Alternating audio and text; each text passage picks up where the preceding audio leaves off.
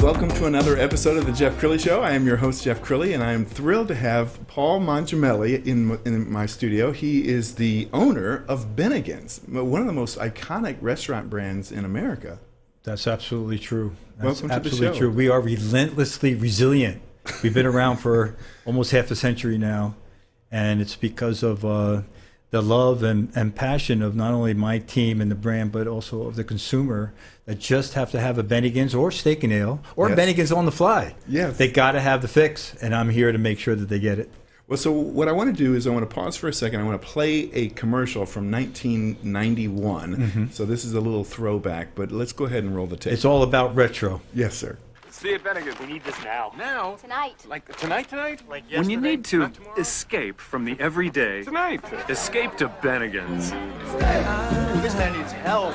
Escape to the people who help you unwind. Can I help you, Jack? All the help I can get. Escape to the kind of food How's our friend that here? leaves the everyday far behind. Only Bennigan's is your escape from the everyday. So, yeah, I think that's how most people remember Bennigans. And the reason you're in the studio right now is I think you're doing something very heroic. You are saving a brand, you're bringing a brand back, but they need to know, the audience needs to know what happened to Bennigans. When you came in, where was the company? Well, first of all, that commercial communicates the vibe and the energy and the fun that you can have in casual dining, because I've said many times that casual dining gave up on the consumer, but the consumer, the guest, never gave up on casual dining. We all want to have a great dining experience, but we want to have value to it. We want to have great food, we want to have great pricing, so the value proposition is very high, great serve, ambience, music, and again, that combination, that aggregate environment that's created delivers the experience. And so many of the other brands have lost their way. So it's fun to be able to with my team and with my franchisees, even with my supplier vendors, to put together, the energy, the vibe, and the experience level that Bennigans had in the very beginning. So that tenacity that we display and that relentless resiliency is something that is driven by the consumer memory and the emotional connection that was kind of communicated on that commercial. But again, being around for half a century, we all have a history and a Yes. story. So the story for us was that we were created, and the only two brands ever created by Norman Brinker, believe it or not. And Steak and Ale started right here in Dallas in 1966, and then 10 years later, in 1976, in Atlanta, Bennigans was created. And again, it was smack dab in family friendly and affordable, whether it's a steakhouse or just casual dining, and that's what people want. The family-friendly piece is something that has really drifted away from a lot of casual dining, because they're more driven by fads instead of trends. And the trend for us is, like we're going to talk about later, the world famous Monte Cristo. People gotta have it, and we're going to deliver it for them. But because of our history, like any history of any retail brand, it goes through ups and downs and ins and outs, and up through the late 70s, 80s, and into the early 90s, we were the go-to casual dining brand. And then new owners came in, and they were more focused on not focusing on the guest and not focusing on the brand, but focusing on, asset plays, real estate plays. And the brand took a hard left turn, and suffered then a Chapter 7, which is game over, and it was the resiliency, the commitment and dedication of the franchisees that kept the brand alive. So me, having 40 years in the experience, having been a franchisee, having been working with fabulous brands like TGI Friday and Roadhouse Grill and others, I saw the phenomenal bones that Bennigans and Steak and Ale had. There was nothing wrong with the brand, but there was something drastically wrong with the strategy of the previous owners. Right. So our objective was, if we can reattach that emotional connection and then deliver and communicate and create the experience that everybody knew the brand's for, well, then we're on our way. And that's exactly where we are today, Jeff. So you remind me a little bit of Jimmie Johnson. Jimmie Johnson comes in, and Cowboys are something like 1-15, and then he takes them to two Super Bowls. I can only imagine the conversation that you had with your wife when you said, "Honey, we're going to go to a 1-15 team, and we're going to turn this thing around." What was that conversation like? Well, I led with this: the comeback will always be stronger than the setback. And my wife happens to be, not only beautiful but intelligent, and thank God, a phenomenal partner. And she knows what my passions are. And she said, "I'm with you, baby." So we're doing it together, and we are now the 100% owners of the brand. So what's great about it is when you put your own skin in the game, when you put your money on the line, yes, you differentiate yourself from so many other brands, because usually it's the CEO du jour. Yes. They're doing something while they're looking for their next job, but they never have one penny of their own invested in the brand. But they'll spend hundreds of millions of dollars of the company's money, but they won't actually be at risk. So being at risk, when I'm having a conversation with my franchisees, there's credibility, instant credibility, because when there's tens of millions of dollars on the line, and I'm asking you to spend $1 million to open up a Bennigans or a Steak and Ale, the credibility is, if you're in, Paul, we're in. And that's how our growth came from our existing franchise base. When they saw that, Paul, you made the commitment, you're here to stay, and it's almost 9 years later. Wow. Then the growth came from our existing franchisees, and that validation from the franchise base has spurred, maybe something like right now about 175 new deals that are signed under contract, franchise agreement, that we're going to continue to build, not only domestically but internationally as well. So I give you a lot of credit, because to step into a situation like that was not only risky, but it required just the right hand. It required somebody that would be a leader, somebody who could communicate a vision, and that was you. We're going to roll a clip of you on CNBC, and I think in addition to being the owner, you're the chief cheerleader, aren't you? You're always telling the Bennigan story. Completely. It's bleeding green 25-8. And so part of your job is to tell the story to the world, like you are there on CNBC, and then part of the story is to continue to tell your story to the customer and the franchise owner. So talk about the challenges for each one of those. Well, again, it always was, is, and always will be about the people. And people want to be galvanized, they want to be led, and they want to feel like they stand for something bigger than a bottom line. And then when you can have the iconic brands that pioneered casual dining, it's easy for people to get in line, because whether it's other team members or it's the consumer base, where that will create the opportunity for us to continue to grow and gain market share. But to be the chief evangelist of the brands is something that, like I mentioned, Norm Brinker, I actually had the pleasure of knowing Norm.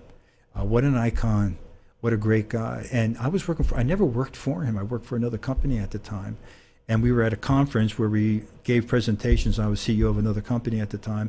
And he leaned over and he says, "I love your concept. They will kill me if I said that, because, of the, public nature of our company. But he said, here's my card. And if you ever need anything, kid," he called me a kid, let me know. So I called him one time. He goes, "I was wondering when you're going to call me."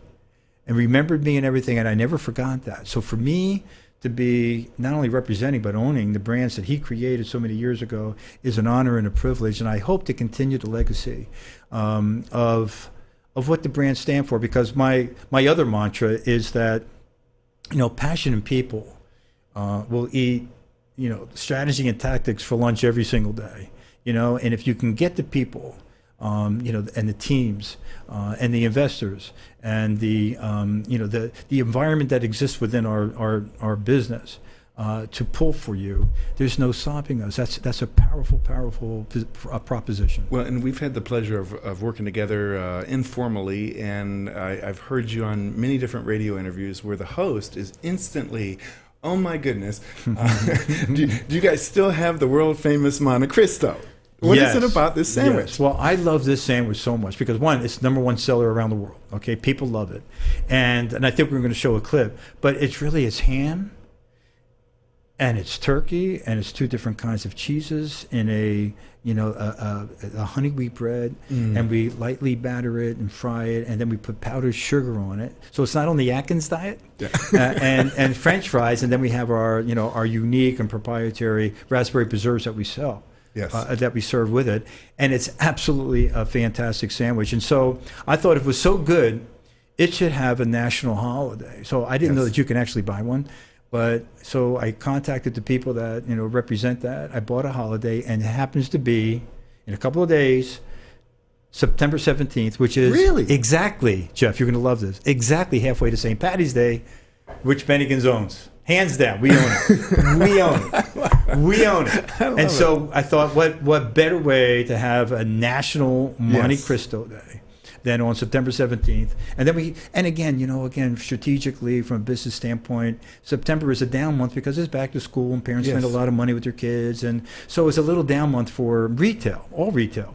And so if you can create an occasion, especially for our franchisees, where they can benefit from the promotion of the day, but also of the week. And we have a fall LTO, limited time offer going on at the same time. So then we can make it fun, but also profitable. Well, there's been so much in the news about the millennials and how they experience restaurants, and millennials are a little different than the boomers were. How are they different, and how is Bennigans answering that call? Well, great question. And I wondered the same thing. I said, well, what is there a market? Am I the only one drinking the Kool-Aid? Or is there a real market for iconic brands? Little retro, but a hell of a lot of fun. And can we be relevant today? Well, one, I wrote a book about it because we did return to relevance. And two, when we open up new restaurants, and by the way, our new average unit volumes have surpassed, almost doubled what Bennigans used to have as an average unit volume in half the space. So from a franchise model, the returns are very, very compelling. So, and when we open up the new restaurant and there's lines of people, and the majority of them are millennials, I think I answered my own question, because again, not only do we have great food, but we have a great beverage program. So people are returning to the classic cocktails. And so from a spirit standpoint, the beer standpoint, of course, you can't get great beer in Bennigans, and I don't know why we even opened one restaurant. Right. And then we have, wine for the people that want, a nice wine selection for people that are looking for a good white or a good red. And but the millennials have flocked to us, so now we are their new hangout. And again, that's how we perpetuate the legacy. When you have an iconic brand like this, how do you decide what to keep and what to modernize? Is that tough? Man, you ask great questions. So before I mentioned, trends and fads, so a lot of people jump on the bandwagon because some people got to have, they got to have their 90-day, analyst story to say how they're growing and how they're growing sales and everything. But if it's at the expense of their brand and they lose the fabric of their integrity, then you're in real trouble. Right. But again, if you're thinking just short term, then you do those kinds of things. And a lot of brands have gotten into trouble by trying to be all things to all people. So when we look at menu ideation, we look at does it meet the integrity of our brand? Does it meet the needs of our consumer? Because we know what our consumers want. We know what our guests want. And so we look at, from a beverage standpoint, we continuously look at ideation from the beverage and the food standpoint, and so we add and then subtract some things. Like 80% of the core menu's fixed, and then there's a 20% that we have fun with, whether it's a Blackboard special or it's a limited time offer or it's a St. Patty's Day celebration thing with the corned beef and cabbage and the Guinness and the red and the green beer. And so we have all those kinds of things that we offer that still make it fun, but it's still, there's something different all the time, and that's what keeps not only the attraction to the brand, but adds to the frequency of the guest visit. I love it. Okay, so we're almost out of time for this segment, but if somebody's watching this right now, they either want to come to one of your restaurants or maybe start their own franchise, how do they get in touch with you? Well, there's a wonderful thing called websites. So we are Bennigans.com, real easy, no apostrophe, just Bennigans.com. And we're on all the social media as well. And then we also have the 800 numbers that are available on the website, so they can come down. And here's a great thing. My wife and I answer the inquiries personally. Because, at the end of the day, who do you want to talk to? A salesman or the guy that owns the brand? And so we've been able to develop an immediate rapport, and also, be intelligent enough to give people a good yes or no in terms of if this is a fit for their individual investment portfolio. So we continue to grow through the franchising vehicle, and we would welcome the inquiries or calls. Absolutely. Wow. Well, I can't thank you enough. Yeah, I think you're an inspiration to so many people, and thank you for saving this wonderful brand. It's really a pleasure. It's a mission of love and fun, and again, we represent I think so many generations of people that have grown up with the brand and are rooting for us. And so, like I said, the comeback will always be stronger than the setback, and we're on our way. Well, that's a great way to end the show. Thank you very much, and we'll see you next time.